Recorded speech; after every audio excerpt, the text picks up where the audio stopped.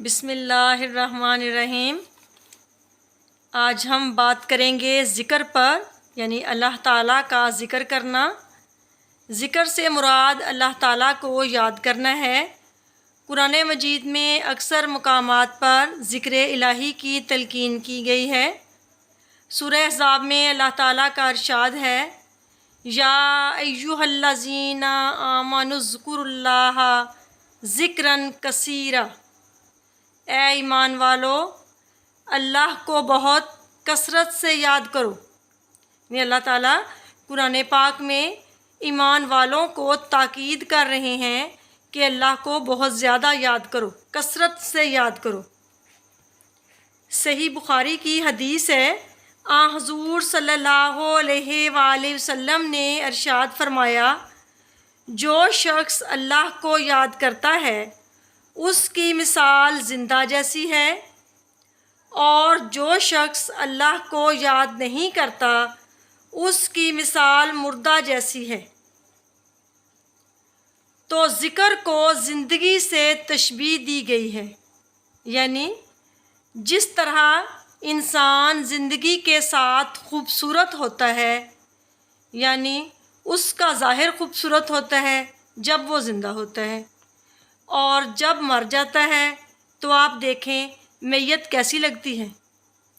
اسی طرح ذکر کے ساتھ انسان کا باطن روشن اور خوبصورت ہوتا ہے۔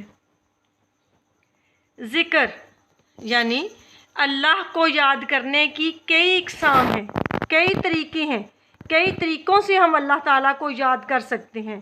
مثلاً نماز، تسبیحات، علم سیکھنا سکھانا، تلاوت کلام مجید، کثرت سے درود پاک پڑھنا، یہ سب جو ہے ذکر کی مختلف شکلیں ہیں۔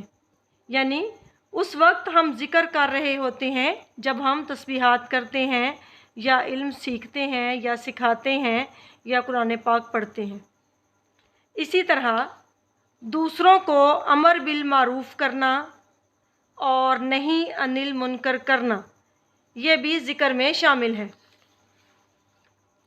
اللہ کے نزدیک سب سے بہتر عمل ذکر ہے۔ نبی کریم صلی اللہ علیہ وآلہ وسلم نے ارشاد فرمایا، میں تمہیں ایسی چیزیں بتاؤں جو تمام اعمال میں بہترین اور تمہارے مالک کے نزدیک سب سے زیادہ پاکیزہ اور تمہارے درجات بہت بلند کرنے والی، اور سونے چاندی کو اللہ کی راہ میں خرچ کرنے سے بھی بہتر، اور جہاد میں دشمنوں کو قتل کرنے اور قتل ہونے سے بھی افضل۔ صحابہ نے عرض کیا، یعنی صحابہ کرام رضی اللہ تعالیٰ عنہم نے عرض کیا، ضرور بتائیے یا رسول اللہ۔ آپ صلی اللہ علیہ وآلہ وسلم نے فرمایا، اللہ کا ذکر، یعنی نبی پاک صلی اللہ علیہ وآلہ وسلم نے کیا فرمایا؟ اللہ کا ذکر۔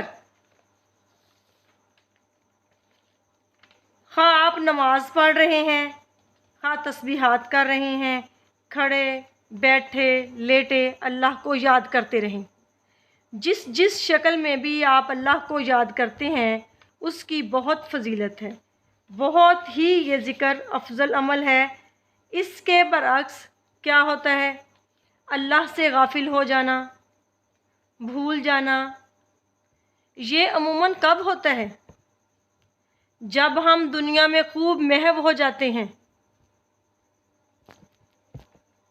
اسی طرح رسول اللہ صلی اللہ علیہ وآلہ وسلم نے فرمایا، بہترین عمل یہ ہے کہ جب تم دنیا سے رخصت ہو تو تمہاری زبان اللہ کے ذکر سے تر ہو، اور یہ اسی وقت ہو سکتا ہے جب ہمیں ہر حالت میں ذکر کرنے کی عادت ہو۔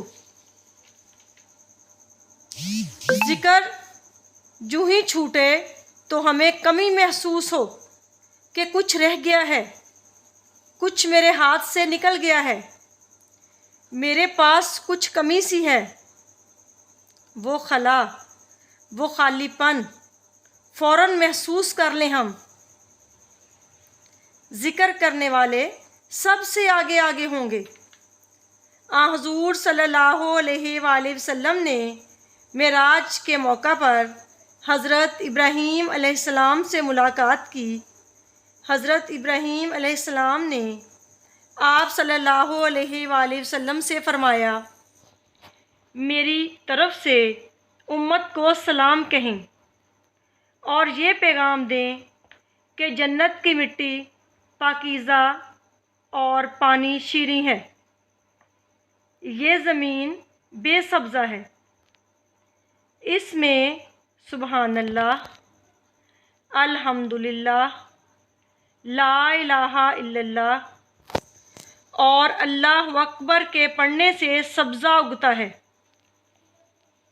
اس سے مراد یہ ہے کہ جنت اللہ کا ذکر کرنے والوں سے آباد ہوگی۔ ذکر نہ کرنا باعث حسرت ہے۔ نبی صلی اللہ علیہ وآلہ وسلم نے فرمایا، جو لوگ کسی جگہ پر مجلس کریں لیکن اس میں اللہ کا ذکر نہ کریں اور نبی صلی اللہ علیہ وآلہ وسلم پر درود نہ بھیجیں تو ان کے لیے قیامت کے دن باعث حسرت ہوگی۔ اگرچہ وہ اجر و ثواب کی بنیاد پر جنت میں داخل ہو جائیں گے، لیکن انہیں حسرت ہوگی کہ ہم نے وقت کیوں گنوا دیا۔ حضور صلی اللہ علیہ وآلہ وسلم کا فرمان ہے، اہل جنت کو سب سے زیادہ حسرت و ندامت اس لمحہ پر ہوگی جو دنیا میں خدا کو یاد کیے بغیر گزر گیا ہوگا۔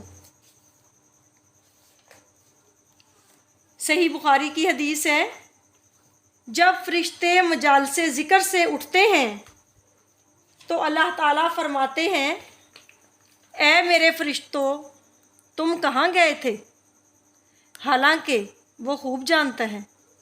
تو فرشتے عرض کرتے ہیں، اے ہمارے رب، آپ تو خوب جانتے ہیں کہ ہم تیرے ان بندوں کے پاس تھے جو تیری پاکی بیان کر رہے تھے، تیری تقدیس بیان کرتے رہے تھے، یعنی تیری تقدیس بیان کر رہے تھے، تیری عظمت و بزرگی بیان کر رہے تھے، تجھ سے مانگ رہے تھے، تیری بارگاہ میں استغفار کر رہے تھے اور تیری پناہ چاہتے تھے۔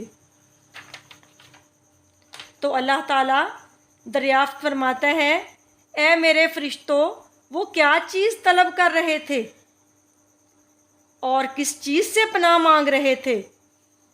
تو فرشتے عرض کرتے ہیں، اے ہمارے رب، تو خوب جانتا ہے، وہ جنت طلب کر رہے تھے اور جہنم سے پناہ چاہتے تھے۔ تو اللہ تعالیٰ فرماتے ہیں، اے فرشتوں، گواہ ہو جاؤ کہ میں نے ان کی طلب انہیں عطا فرما دی اور جس چیز سے وہ خوف زدہ تھے اس سے انہیں امان عطا فرما دی، اور اپنی رحمت سے انہیں جنت میں داخل فرماؤں گا۔ سبحان اللہ، سبحان اللہ۔ تو اس لیے ہمیں بھی چاہیے کہ ہم چلتے پھرتے، اٹھتے بیٹھتے ذکر الہی میں مصروف ہوں اور اللہ تعالی ہمیں ذکر کرنے کی توفیق عطا فرمائیں۔ آمین یا رب العالمین۔ اللہ